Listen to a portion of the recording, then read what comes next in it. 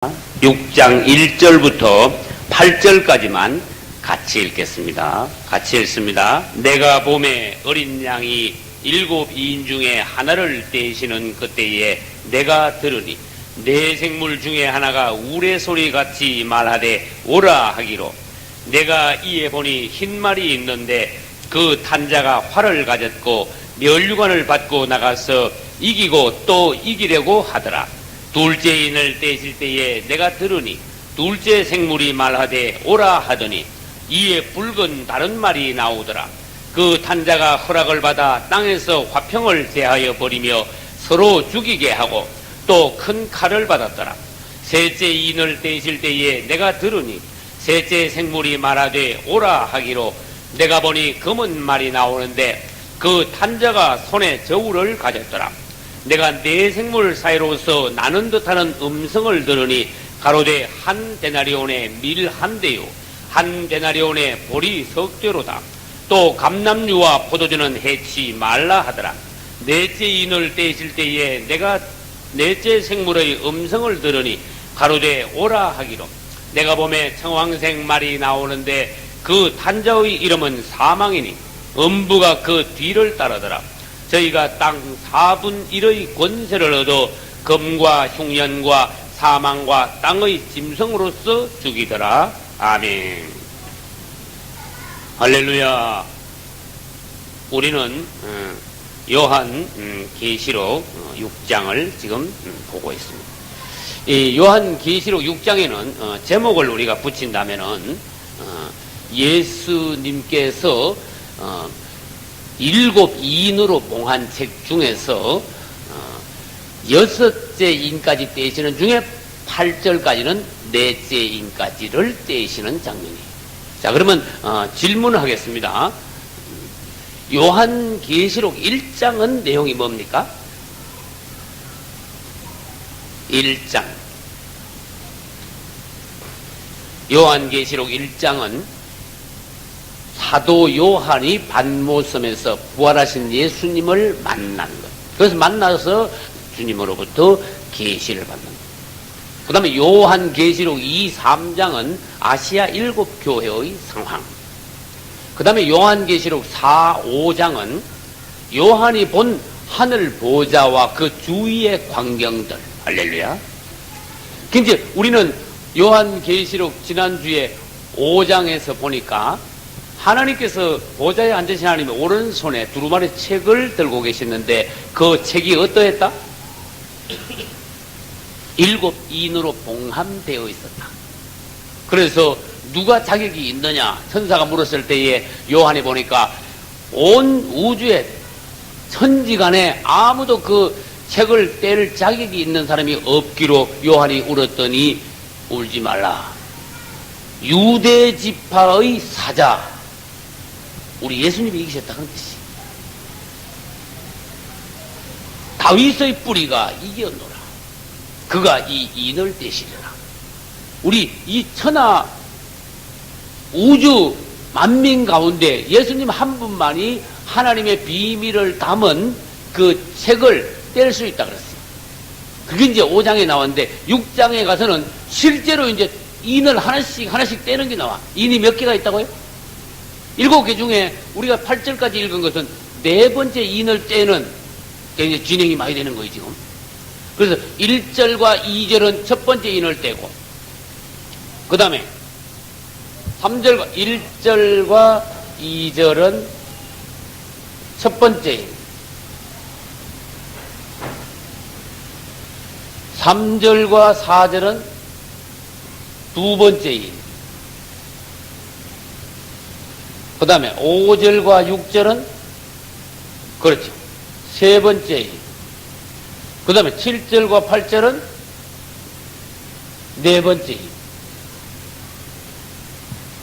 떼면서 인을 주님이 뗍니다. 어린 양, 우리 예수님이 인을 하나씩, 책에 인이 7개가 있는데 하나씩 뗄 때마다 하나 떼면 사건이 또 하나 일어나고 또 하나 떼면 사건이 또 하나 일어나고.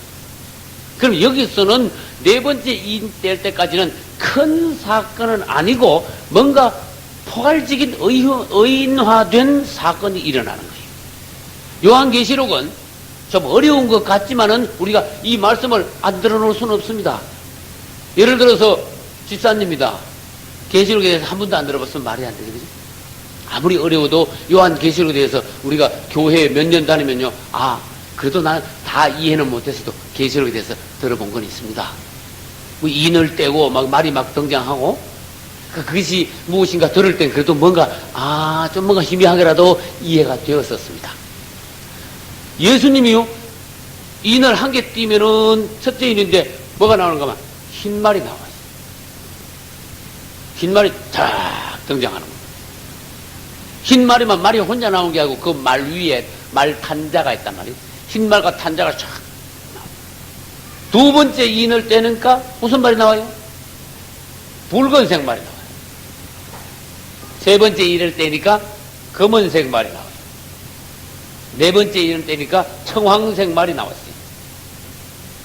청황색 말이란 말은 원어적으로 해석하면 창백한 색깔의 말이다. 이렇게 해석을 할 수 있어요. 그러면 흰 말이 그러면 뭐고 흰 말과 그 탄자는 뭐냐? 붉은 말과 그 탄자는 뭐냐? 이런 걸 우리가 이제 해석을 할 수 있어야 돼요. 이제 흰 말과 붉은 말, 검은색, 청황색 말을 해석하기 전에 이것이 이 네 번째 인까지가 중요한데 이것이 무엇을 의미하는가 하면은 우리 예수 그리스도의 초림 때부터 주님께서 재림하실 때까지 신학자들에 의하면 약 2000년간의 세계 정세의 변화의 모양이에요. 세계 정세다. 흰 말하고 붉은 말, 검은 말, 청황색 말이 차례대로 등장하는 것이 2000년 동안의 세계 정세를 이것을 의인화하여 보여줬다. 그 흰 말은 뭐냐? 복음과 평화를 상징한다. 붉은 말은 피대가리 전쟁과 피 흘림.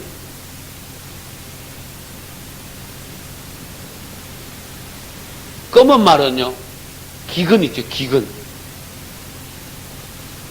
기근과 가난.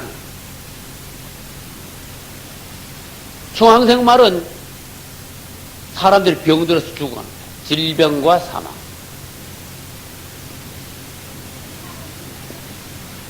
이것을 상징해요. 그럼 다시 말해 봅시다. 피 흘리면 유혈입니다. 다시 말해 봅시다. 이 인을 뗄 때마다 말이 등장하는데 2000년 동안의 어떤 세계 역사는 이 네 가지의 역사다 그런 뜻이에요.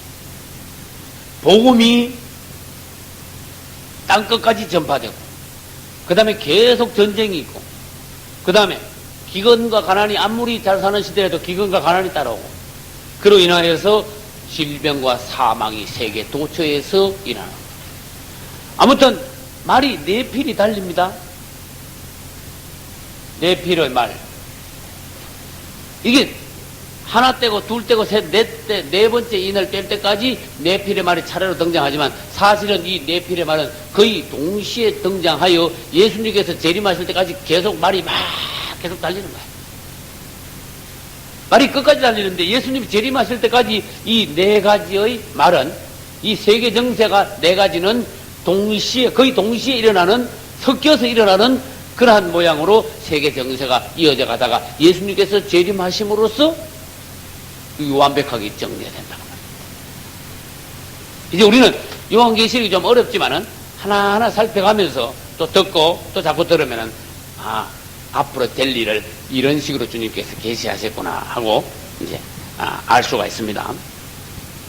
여기 요한계시록 6장에 말고 다른 데도 보면은 세계 정세에 관하여서 주님이 말씀하신 데가 있어요. 다니엘서 2장.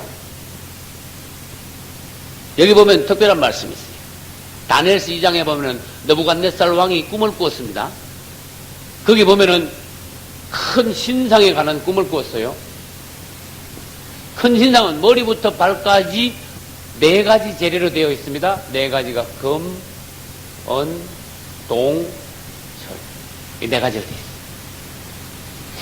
이건 뭐냐면, 그 당시, 다니엘서니까 다니엘이 살고 있던 그 당시부터 시작하여 예수님께서 재림하시는 때까지 약 2600년간이에요. 2600년간 이 땅에 일어날 4대 강국의 모양을 여기다가 말해놓은 거예요. 이게 다니엘서 7장에 가면 이거 비슷한 계시가 또 있어요. 7장.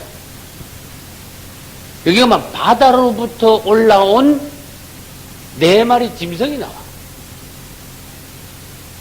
이건 위에는 다니엘서 2장은 금, 은, 동철이 있는데 이번에는 짐승이요. 사자, 곰, 표범, 아주 무서운 짐승. 이 네 마리. 이거는 같은 거예요. 금은 사자, 은은 곰이고, 그 다음에 동은 표범이고, 철은 무서운 짐승이고. 같은 거예요. 다시 말해볼게요. 우리 예수님은 다니엘이 살던, 지금부터 2600년 전에 다니엘이 살던 때부터 예수님 재림하실 때까지 이 땅에 어떠한 나라들이 일어났다가 사라질 것이다. 이 마지막 네 나라의 끝부분에 가면은 예수님이 재림하실 것이다. 이것을 알려주셨어요. 그 다음에 요한계시록 우리 이제 2장도 한번 가봅시다. 요한계시록 2, 3장. 여기는 아시아 7교회가 나옵니다. 아시아 7교회는 또 뭐냐 하면은 예수님이 가시고 난 뒤에 초대교회 이후 주님이 재림하실 때까지 이 세계 정치나 이런 것이 아니고 교회의 상황을 7단계로 주님께서 예언해 놓으셨어요. 교회가 어떻게 7단계로 변천되어 나가다가 마지막 교회가 뭐예요? 라오디게아 교회 때 가서 주님께서 문 밖에 가져오신 거예요. 주님께서 가까이 재림하시는 자. 누구든지 문을 열면 내가 들어가. 그로도 불어먹고 그는 나로도 불어먹으리라. 이제 계시록 2, 3장은 교회적인 차원에서 교회의 상황을 설명하셨고, 그 다음에 오늘 계시록 6장 1절로 8절과 다니엘서 2장, 다니엘서 7장은 정치적인 그러한 방면에서 세계 정세와 또는 어떤 나라들이 흥망성쇠, 4개의 큰 나라들이 어떻게 흥망성쇠를 보일 것인가 하는 것을 나타내는 예언적인 말씀이에요. 우리는 이제 세계 역사가 어떻게 흐를 것인가 하는 것을 다니엘서와 계시록을 통해서 잠깐 봤습니다. 그러면 이제 7인을 차례대로 떼는데 7인을 뗄 때 하나하나 뗄 때마다 사건들이 일어나는데 이 사건들이 뭐냐? 7인을 다 떼는 동안의 사건들이 계시록 전체의 내용이에요. 무슨 말인지 아시겠죠? 그래서 하나님께서 오른손에 봉인된 두루마리 책을 들고 계셨어요. 그러면 하나하나 뗄 때마다 그 책 안에 있는 내용들이 어떻게 됩니까? 하나하나 공개가 되는 거예요. 그 7인을 다 떼면은 그 책 안에 있는 내용이 다 공개됩니다. 그것을 요한은 받아 적었습니다. 그러니까 요한 계시록의 내용은 우리 하나님 오른손에 들고 계시던 그 책의 내용이야. 그 비밀, 하나님의 비밀. 그것을 요한은 이제 받아서 적은 거예요. 결국 이제 지난번에도 설명했습니다. 7인 안에 7 나팔이 들어있고 7 나팔 안에 7 또 뭐요? 7 대접이 들어있다는 거예요. 무슨 말인지 알겠죠? 이제 그러면 이제 첫째 인부터 넷째 인까지를 보기로 하겠습니다. 첫째 인은 몇 절이 있다고요? 몇 절 있죠? 6장 1절과 2절에 첫째 인이 있습니다.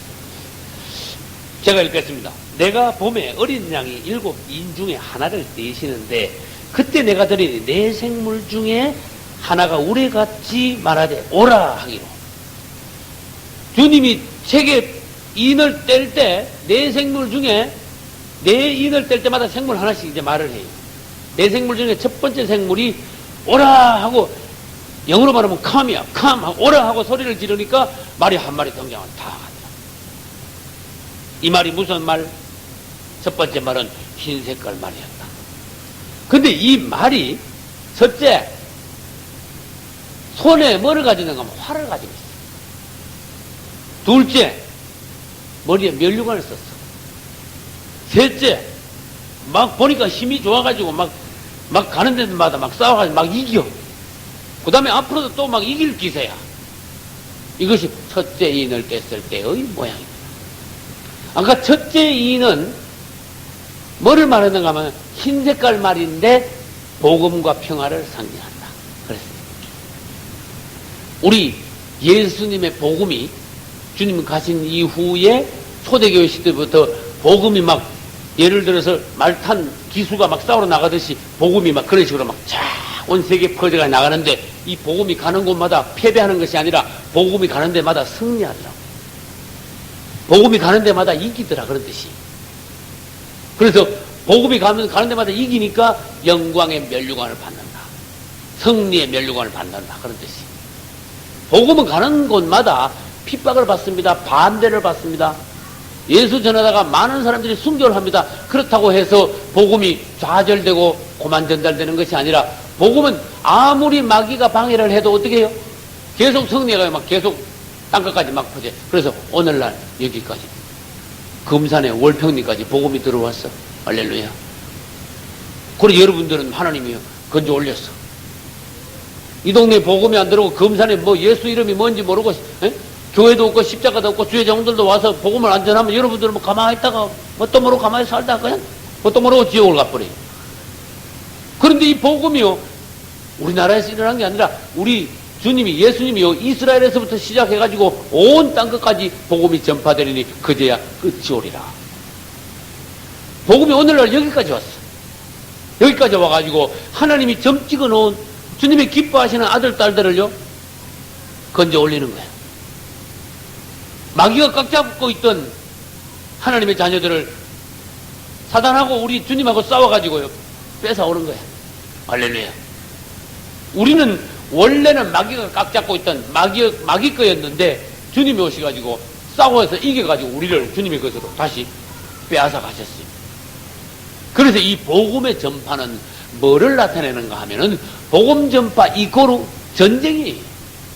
무슨 말인지 알겠죠? 복음은 가는 곳마다 원수들과 흑암의 권세와 싸워가지고 복음은 승리만 계속했어. 아무리 핍박이 많아. 그게 이제 첫 번째 말, 흰 말이 복음과 평화를 상징하는데 활을 들고 막 이기고 막 또 나가고 또 막 이기려 하고 복음은 가는 곳마다 이렇게 승리를 하더라. 그런 뜻이. 할렐루야. 이 복음 전파. 우리는, 전쟁은 두 가지가 있다는 걸 알아야 됩니다. 세상 전쟁, 영적인 전쟁 두 가지가 있어요. 세상의 전쟁은 누구하고 싸우는가 하면 사람하고 사람이 싸워. 영적인 전쟁은 누구하고 싸웁니까? 하나님하고 사탄하고 싸워. 오늘 새벽 기도 때도 말했어요. 사람이 왜 싸웁니까? 마귀가 사람끼리 싸울 일이 없는데 마귀가 사람끼리 싸움을 붙여가지고 사람이 사람을 죽이겠습니다. 이건 있으면 안 되는 일입니다. 사람끼리는 싸울 일이 없습니다. 사람이 꼭 싸우려면 마귀하고 싸워야 됩니다. 할렐루야. 근데 마귀는 뒤에 있고 사람끼리 싸움을 붙여가지고 사람끼리 서로 망하게 만들어요. 이 땅에 있는 전쟁은 지금까지 사람과 사람이 싸운 전쟁인데 이 땅의 역사 이래로 전쟁으로 죽은 사람이 수십억이야. 너무너무 많은 사람들이 전쟁으로 죽었어요. 그런데 영적인 전쟁은 뭔가 하면 사람끼리 싸우는 것이 아니고 우리 하나님과 마귀가 싸우는 거예요. 하나님과 마귀가 싸울 때마다 무슨 일을, 이 땅에서 싸울 때는 뭘 뺏으려고 그래? 이 땅에서 전쟁하면 보통 뭘 뺏습니까? 뭘 놓고 막 싸웁니까? 에? 에? 땅, 그 다음에 재물. 이 전쟁을 하면요, 땅을 뺏습니다. 그 다음에 전쟁을 하면 전리품이라는 게 있어. 물건, 재물이라 그래. 물건을 왕창, 보화를 막, 값어치 나는 걸 왕창 뺏어가지고 막 나눠주는 거야. 그러나, 영적인 전쟁은 그런 걸 뺏는 게 아닙니다. 이 영적 전쟁의 내용을 알아야 돼. 하나님과 사단이 싸울 때는 땅을 뺏고 물질을 뺏고 그런 게 아니에요. 뭘 뺏을까? 뭘 막 주고 뺏어? 그거 하나 놓고 막 누가 뺐냐, 누가 뺏기냐 이거야. 뭐? 사람의 영혼. 할렐루야. 그리 영적 전쟁에서 이기면 사람의 영혼을 이기는 사람이 가져가는 거예요. 우리가 구원받았다. 하나님이 나라는 영혼을 하나 놓고 마귀하고 싸워가지고 이겨서 내가 마귀 거였다가 빼내가지고 하나님 것으로 빼앗아간 거예요. 할렐루야. 여러분 다 그래요. 한번 생각해봐요. 다 그래요. 애굽에 있는 이스라엘이 나오기 위해서 하나님이 마귀하고 말한다니까 막 10번을 막 내리치면서 싸웠어. 마귀는 막 버티고 막 하나님은 막 내놓으라고 막 또 때리고 안 내니까 또 때리고 결국은 어떻게 해요? 하나님이 이겨가지고 애굽에 있는 이스라엘을 빼내서 하나님 것으로 만들었어요. 그렇게 우리가 그렇게 구원받았다니까요. 영적 전쟁은 뭐다? 영혼을 뺏고 빼앗기는 전쟁이다. 근데 그게 뭡니까? 첫 번째 이인. 복음을 우리 주님께서 온 세계에 전파할 때에 이 복음 전파가 막 이기고 또 이기려고 하더라. 그 뭐예요? 가는 곳마다 복음이 승리하여 많은 영혼들을 막 건져 올리는 걸 말해요. 할렐루야. 그래서 마태복음 24장 14절에는 천국 복음이 온 세상에 전파되리라. 전파되는 곳마다 영혼의 구원의 수확이 있을 것이다. 그런 뜻입니다. 자, 설명을 다시 합니다. 첫 번째 말이 나올 때는 그 탄 사람이 손에 뭘 들고 있는가 하면 활을 들고 있었다 그랬어요. 두 번째 인을 뗄 때에 붉은 말이 나오는데 그 붉은 말 위에 올라탄 사람이 뭘 들고 있는가 하면은 큰 칼을 들고 있어요. 세 번째 인을 뗄 때 검은 말이 탁 나오는데 그 검은 말을 타고 있는 사람이 뭘 들고 있는가 하면 저울을 들거나. 네 번째 인을 뗄 때 청황색 말, 아주 창백한 색깔의 말이 딱 등장하는데 그 위에 탄 사람이 있는데 그 사람은 손에 보니까 아무것도 안 들고 있어. 왜? 사망을 의미하니까 사망, 죽은 사람이 뭐 손에 뭐 들고 있냐.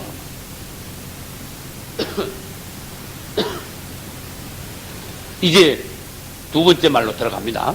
두 번째 말은 몇 절이죠? 3절, 4절. 둘째 인을 떼실 때에 내가 들으니 둘째 생물이 말하되 오라 하더니 이에 붉은 다른 말이 나오더라. 그 탄자가 허락을 받아 땅에서 화평을 제하여버리며 서로 죽이게 하고 큰 칼을 받았더라. 이게 두 번째 인이에요. 두 번째 인을 뗄 때 첫째 탄 사람이 큰 칼을 받아가지고 사람들이 막 서로 죽이게 하면서 땅에서 뭘 제해요? 평화를 제하여버리더라. 첫 번째 말이 나갈 때는 복음이 전파됨으로써 평화가 이 땅에 전파되는데 두 번째 말은 전쟁을 의미하면서 사람들을 막 피 흘리게 하면서 붉은색입니다. 피 흘리게 하면서 서로 죽이게 하면서 첫 번째 말이 가가지고 만들어 놓은 복음으로 이렇게 놓은 이 평화가 두 번째 말은 어떻게 해요? 화평을 제하게 평화가 없어지면 이게 첫 번째 흰 말은 주님의 역사고 두 번째 붉은 말은 마귀의 역사다. 다시 말합니다. 흰 말은 복음을 상징하고 붉은 말은 전쟁을 상징해요. 복음은 우리 주님의 그리스도에 의하여서 온 땅에 전파되는 것이고 전쟁은 마귀에 의하여서 온 땅에 이 복음이 전파되는 곳에 이 사람들을 죽임으로써 복음이 전파되지 못하게 방해하는 작전이다. 그렇다고 해서 복음이 전파되지 않은 건 아닙니다. 우리는 두 번째 인을 지금 보고 있습니다. 전쟁은 이제 사탄이 일으키는 거예요. 그러나 우리 주님은 전쟁이 일어났다고 해가지고 복음이 중지되거나 전파되지 않도록 내버려 두시지 않는 거예요. 이 땅에는 희한한 축복의 역사가 있어요. 전쟁이 일어나면은 어떤 때는 오히려 복음이 더 빨리, 더 크게 확산되는 경우가 있어요. 할렐루야.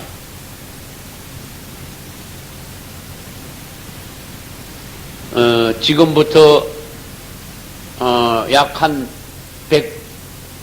200년 안 되고 150년 전에 200에서 한 150년 전에 중국에 막 기독교가 들어와가지고 중국의 기독교가 우리나라보다 좀 몇십 년 앞서서 꽃을 피웠어요.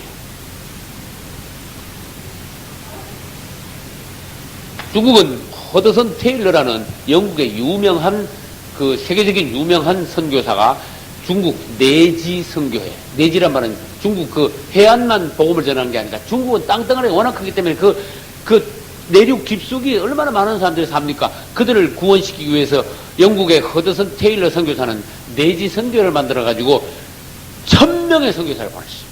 할렐루야. 그 내지 선교 그 한 단체에서 1000명 선교사. 역사상 없는 일이죠. 그래서 얼마나 많은 사람을 구원시켰는지 몰라. 그것이 뭐 약 한 200년 고 안팎고 그때 이야기예요. 그래가지고 막 중국에 막 기독교가 막 꼽히기 시작했어요. 그러다가 약 한 100년에서부터 한 80년 그때는 막 굉장했습니다. 중국에. 교회가 막 수천 개가 일어나고 믿는 사람들이 막 억 단위로 막 올라가고 복음이 막 굉장했어요. 우리나라가 생각하면 우리는 어릴 때부터요. 중국 그러면 공산주의 아주 나쁜 사람들만 빨갱이들만 사는 나라 이래가지고 중국에 대한 인식이 별로 안 좋은데 사실 중국이 우리나라보다 복음이 훨씬 빨리 들어가고 훨씬 많이 꼽혔고 종들도 훨씬 많았어요.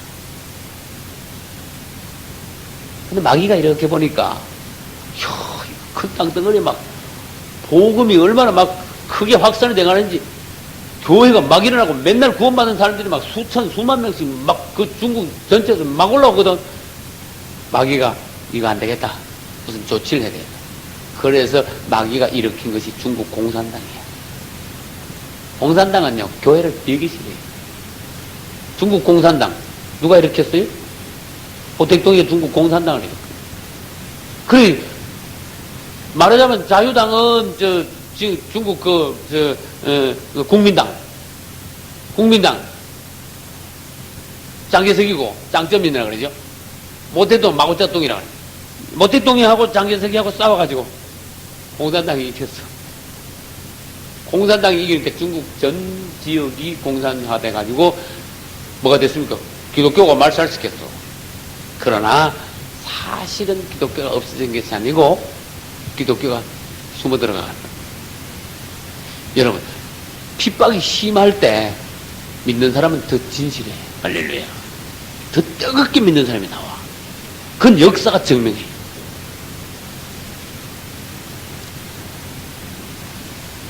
중국에서 한 20년 전에 우리 한국에 마마짱이라는 사람이 왔어. 중국의 여자예요. 마마짱. 그래서 마마가 마다라는 뜻이거든. 마마짱. 마마짱이라는 사람이 한국에 와가지고 중국의 공산주의 치하에서 어떻게 기독교가 전파돼 나가는가 그걸 막 다 설명을 해.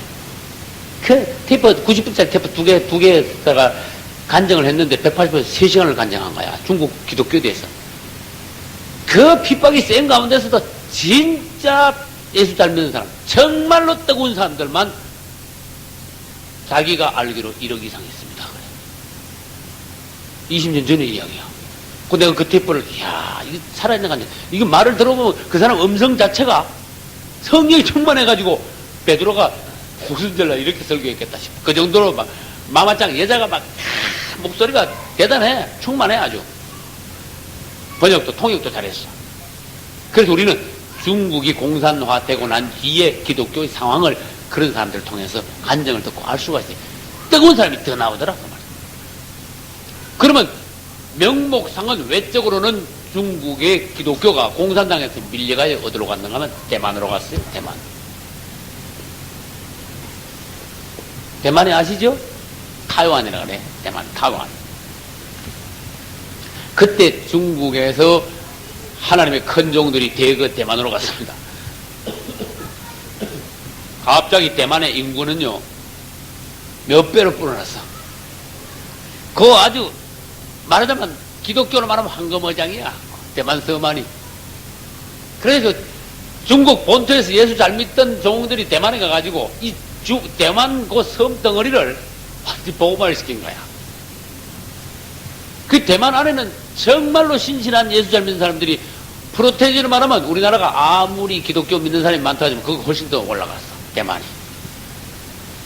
그래서 대만이 기독교, 진실한 기독교인이 많아지면서 대만이 뭐가 발달했는가 하면 경제가 발달하고 나라가 튼튼하고. 나는 어느 날 깜짝 놀랐어요. 대만이 외환 보유고가 어마어마하게 우리나라 그때 뭐 IMF 해가지고 막 내려막 만들 때 대만은 어마어마하게 외환 보유고가 많았어. 아주 사람들이 성실해. 복음이 그거 꼽힌 거야. 마귀 역사가 아무리 심하고 그 전쟁을 일으켜가지고 응? 화평을 제하고 피를 유혈 작전을 쓰지만은 하나님께서는 오히려 이 복음이 더 강력한 복음, 더 뜨거운 복음으로 본토에 남아있고, 그 다음에 이주한 사람들에 의해서 대만이 또 복음화되고, 또 그 복음이 미국까지 막 건너가. 그럼 한국은 봅시다. 한국은 기독교가 언제 들어왔는가 하면은 1883년에, 뭐 정확히 말하면 1883년에 첫 번째 우리나라에 선교사가 들어왔어요. 그럼 여기 지금 122년 됐죠? 맞아요? 122년 맞아요. 우리나라에 복음이 들어온 지 122년이에요. 근데 우리나라에 복음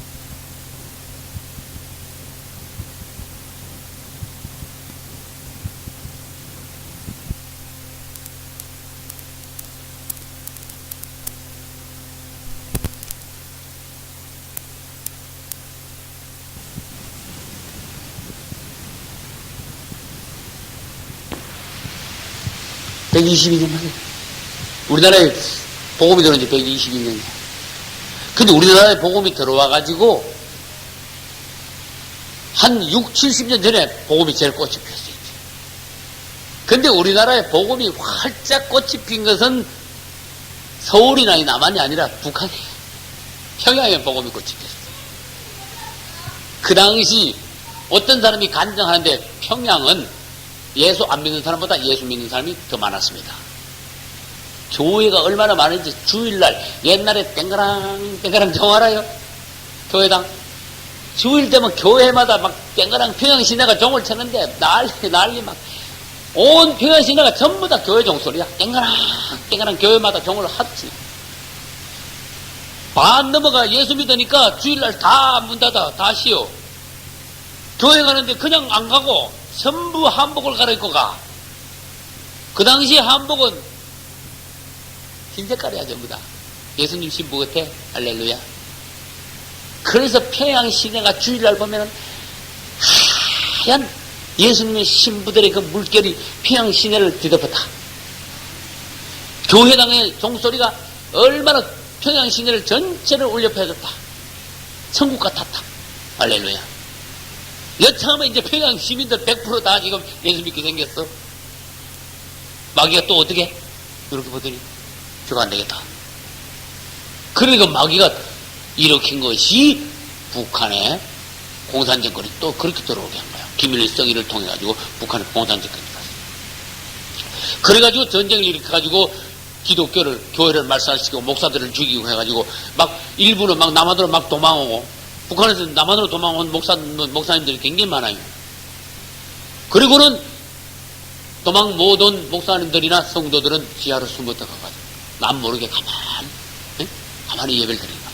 중국에서와 마찬가지로 북한에 남아있는 기독교인들은 진짜 기독교, 정말 뜨거운 기독교. 할렐루야. 그 나만이 처지는 거야. 열심, 진실, 뜨거움 이런 걸로 어때 하면은 처지는 거야. 왜? 북한은 그 당시에는 예수 믿는 거 알면은 죽을 각오를 해야 되는 거야. 그렇게 믿는 사람이 진짜 정말 100% 기독교인인 거야. 사실 북한에서 순교자가 많이 나왔습니다. 주기철 목사님도 북한 사람입니다. 평양 산정현교회. 야, 이 공산당을 통하여 가지고 이 복음을 남한으로 밀어냈지만은 복음은 북한에서 꺼지지 않았습니다. 더 신실한 뜨거운 성도들이 북한에서 더 많이 나왔고, 남한에 와서 복음이요, 대만에서 복음이 꼽히듯이 남한에 와가지고 복음이 확 꼽혀가지고 우리 남한에서 참 예수 믿는 사람이 많이 나왔어. 세계적으로 아주 숫자적으로 봐서 온 세계가 깜짝 놀랄 정도로 우리 남한의 기독교가 부흥했어. 할렐루야. 이런 것은 뭐냐 하면은 이 첫째 인 뗄 때 흰말나고 둘째 인 뗄 때 붉은말하고 이런 거하고 상관되는 세계 역사다. 근데 이걸 뭐라 그랬어요? 첫째 말, 둘째 말, 셋째 말, 넷째 말이 약 예수님 재림하실 때까지 약 2000년간의 세계 정세를 말하는 것이다. 세계 정세.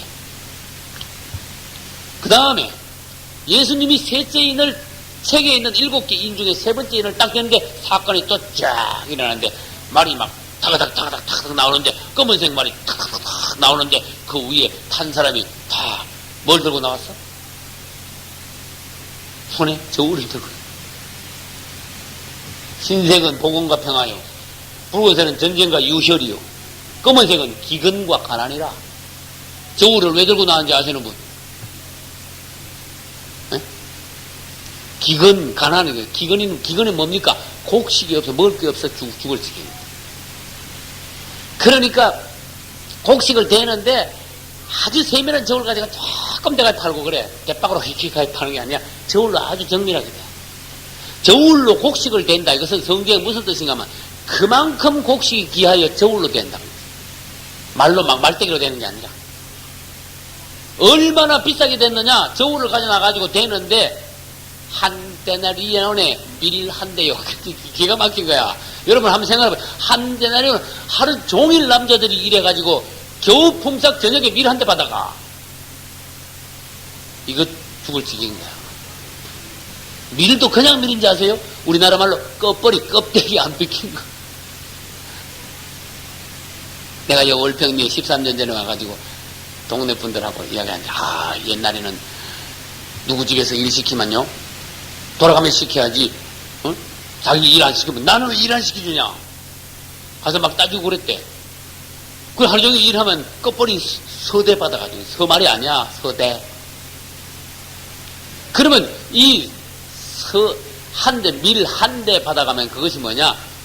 그 당시로 말하면은 한 사람이 하루 양식이래. 성경 해석해 놓은 거 보면. 그만큼 양식이 귀한 때다. 저울로 가지고. 이것은 예수님 재림하실 때까지 이 온 세계에 복음도 전파되지만은 전쟁도 계속 일어나고, 전쟁 뒤에는 할 수 없이 뭐가 따라와야 돼? 기근과 가난이 오게 되어 있어. 전쟁 나면요, 필연적으로 따라오는 게 기근과 가난이에요. 사람들이 막 죽고, 농사를 막 못 짓고, 농사 지을 사람도 없고 하니까, 또, 있는 것도 막 다 뺏기고 막 이래 버리니까, 기근과 가난이 오는 거예요. 그 다음에 네 번째 말은, 손에 아무것도 들고 있지 않았습니다. 왜냐하면은, 그것은 질병과 사망을 상징하기 때문에 그 탄자가 아무것도 들고 있지 않더라. 그 말과 그 탄자는 실제로 말과 그 사람이 나오는 게 아니라 그것은 의인화한 것이다. 의인화란 말은 어떤 사물을 사람이 한 것 같이 표현하는 것을 의인화라 그래. 의인화한 것이다. 네 번째 말이 나올 때는 청황색 말인데, 청황색이란 말은 아까 뭐라 그랬죠? 창백한 색깔. 창백한 색깔은 말하면 뭔가 질병, 중병, 전염병, 온역이 걸려가지고 죽어가는 사람의 얼굴 색깔, 그런 뜻이에요. 청황색이란 말. 그래서 이 전쟁 뒤에는 기근이 있고, 기근 뒤에는 질병과 사망이 따라온다. 그 중에서도 복음은 계속적으로 땅끝까지 전파된다. 이 네 가지는 차례대로 일어나는 것이 아니라 동시에 계속 진행이 돼요. 네 말이 막 그냥 계속 같이 막 달리듯이 이 네 가지 상황은 계속 예수님 초림부터 재림 때까지 계속 진행되다가 예수님이 재림하심으로써 이 상황들은 주님이 정리하시겠습니다. 정리하시고 난 뒤에 이 땅은 어떻게 됩니까? 천년왕국으로 됩니다. 주님이 이 모든 것들을 싹 정리해버리죠. 그래서 천년왕국을 세우셔서 주님께서 이 땅에서 왕 노릇하심으로써 어떻게 된다고요? 이 땅이 온전한 천국을 이루게 된다. 할렐루야. 우리는 첫 번째 말에 타고 있다는 거라. 첫 번째 말에 안 타고 있으면 어떻게 됩니까? 두 번째 말은 전쟁으로 죽는 거고, 피 흘리는 거고, 세 번째 말은 기근으로 죽는 거고, 네 번째 말은 질병으로 죽는 거고. 첫 번째 말에 속한 사람들이 복음을 듣고 평강 가운데 있는 그리스도인들이다. 나머지 이 세 번째 말 중에 해당되거나 세 번째 말을 탄 사람들은 구원받지 못한 불행한 사람들이다. 그런 뜻이에요. 우리는 이제 첫 번째 말부터 네 번째 말까지를 봤습니다. 전체적으로 다시 설명합니다. 일곱 인으로 봉함된 책이 있었는데 첫 번째부터 네 번째 인까지 뗄 때는 말이 네 필의 말이 나오고 그 다음에 다섯 번째, 여섯 번째 인을 뗄 때 또 다른 사건이 있고 일곱 번째 인을 뗄 때 무슨 사건이 나는 거면 일곱 나팔을 든 일곱 천사가 나와. 그래서 전번에 설명했습니다. 일곱째 인을 뗄 때 일곱 나팔을 든 일곱 천사가 와서 일곱 인을 떼는 중에 일곱 나팔을 든 일곱 천사가 차례대로 나팔을 불어. 그럼 첫 번째 나팔을 불면 사건이 또 쫙 일어나. 두 번째 나팔을 불면 사건이 또 쫙 일어나. 그래가지고 마지막 때 아무튼 일곱 인은 다 뗀 게 아닙니까? 다 뗀 게 아닙니다. 이 부는 동안에 일곱 인은 계속 떼고 있는 중이야. 그 다음 마지막 일곱째 나팔을 부는 동안에 일곱 대접을 든 일곱 천사가 또 나와요. 그래가지고 한 천사, 첫 번째 천사가 대접을 갖다 땅에다 확 부어버려. 이거 무슨 대접이야? 심판, 하나님의 저주의 대접이야. 갖다 부어버리면요, 예를 들어서 뜨거운 물 어디다가 막 확 갖다 부으면은 거기 다 죽어버리듯이 하나님의 심판을 담은, 하나님의 저주를 담은 그 대접, 큰 대접을 천사들이 와서 차례대로 막 부어버려요. 이것이 가장 심한 대환란. 일곱 천사가 일곱 개 대접을 갖다가 갖다 부어는 땅에 화가 있으리라 그랬어요. 우리는 이 요한계시를 가만히 살펴보면서 앞으로 땅에 이러한 일들이 일어나는구나. 차례대로 순서대로 이러한 일들은 우리는 어떻게 되느냐? 죽어야 되느냐? 아니다. 주님을 우리들이 신실하게 따름으로써 주님으로부터 보호를 받아야 되겠다. 할렐루야. 그럼 예를 들어 봅니다. 이 땅에 하나님의 심판이 내릴 때마다 꼭 예외로 구원받는 사람들이 있었어. 할렐루야. 심판만 내렸다 하면 사람들이 막 100% 싹 다 죽는 게 아니라 그 심판받아가 죽을 사람들 중에 하나님이 꼭 집어가지고 건지내는 사람이 있어. 첫째, 따라서 노아는 물 심판 나갈 때 노아의 가족 몇 명은 다 살았어요? 8명은 전부 다 살았어. 그죠? 하나님이 이 땅을 심판하실 때 예외가 있게 살려주는 사람이 있구나. 주님을 믿는 사람, 노아는 은혜를 입었더라. 할렐루야. 두 번째, 소돔 성 사람들 전부 다 죽었는데 그 중에 또 살아난 사람들이 또 있어. 누구요? 롯의 가족 4사람은 살아났어요. 그러다가 부인은 중간에서 이제 소금기둥이 됐죠. 아무튼 소돔성에서 나왔어. 소돔성에서 나왔다 그 말은 뭐냐? 하나님의 심판 저주를 안 받았다. 멸망을 받지 않았다. 그것은 나왔으니까 멸망받은 사람들하고는 똑같지 않다. 그런 뜻이. 할렐루야. 이제 나왔습니다. 나왔다 그 말은 일단 이스라엘이 애굽에서 탈출해 나온 것과 마찬가지. 그 다음 앞으로 이 땅에 나팔 일곱 대접이 막 부어질 때 대환란이 있는데 그때 하나님이 우리를 어떻게 이 대환란, 마지막 때 창세 이리로 가장 큰 환란을 우리들로 하여금 피하게 하시는가? 노아는 어디로 피했어요? 방주 안으로 들어갔어요. 롯은 어디로 피했어요? 산 위로 도망갔어요. 앞으로 우리는 물속으로 들어갑니까? 네? 집 안으로 들어갑니까? 하늘 위로 올라가요. 할렐루야. 이 하늘로 우리를 도피시켜가지고 하늘로 도피시키고 난 뒤에 하나님께서 택하신 백성들만 하늘로 도피시키고 난 뒤에 땅에는 택하지 않은 사람들이야. 예수 안 믿는 사람들이 구원 못 받은 사람이 땅에 남아있어. 그러면 땅에 남아있으면 말하자면 인간 쓰레기들만 남아있어. 전부 다 환란으로 막 뭘 더 갖다 부어요? 일곱 대접을 막 차례대로 다 갖다 부어가 다 죽일 뿐. 이것이 요한계시록의 내용이에요. 여러분은 하나님의 그래도 성경인데 성경을 무시하면 안 됩니다. 아주 진지한 마음으로 성경을 봐야 됩니다. 그리고 성경을 본다고 해도 아무나 다 핵 깨닫는 게 아닙니다. 성경을 읽는다고 해도 누구나 다 확확 열리는 게 아닙니다. 더 열심히 추구하고 더 열렬히 성경을 깨닫고자 하는 그 영이 있는 사람들에게 하나님이 한 불 뺏기고 또 있다가 한 불 뺏기고 차례대로 조금씩 뺏겨주는 거예요. 계시를 보여주는 거예요. 그래서 우리는 이 성경을 그래서 우리에게는 뭐가 있어야 됩니까? 하나님의 비밀을 알고자 하는 열렬한 영, 추구하는 영. 할렐루야. 우리는 열심히 함으로써 하나님의 비밀을 남보다 더 할 수 있어요. 더 알면 어떻게 돼요? 더 준비를 할 수 있는 거예요. 대비를 할 수 있는 거예요. 앞으로 내일 무슨 일이 날지도 모르고 있다 당하죠. 알면 어떻게 돼? 얼른 도망가. 천사와 산으로 도망가라. 음성을 들은 사람은 산으로 도망가는 거야. 그 음성 못 듣는 사람 가만히 있다 당해버리는 거예요. 소돔성에서도 그렇습니다. 노아 방주 때도 그렇습니다. 앞으로도 그렇습니다. 이거는 돈 문제가 아니고 우리 생명 문제이기 때문에, 내 생명, 우리 가족들의 생명 문제이기 때문에 하나님의 말씀을 듣고 이것은 거짓이 아니다. 백지 우리를 현혹시키려고 적어놓은 하나님의 말씀이 아니다. 그래서 성경을 우리 바쁜 중에도 성경을 열심히 연구해야 돼요. 할렐루야. 정말로 베레아 사람들은 데살로니가 사람들보다 더 신사적이어서 그것이 그러한가 하여 날마다 성경을 상고하니라. 할렐루야. 목사님 말씀 들으면 정말 그래. 집에 가서 계속 성경을 살펴본다. 정말 그런가? 자꾸 그것이 그런가 하여 날마다 성경을 날마다 성경을 연구를 하더라.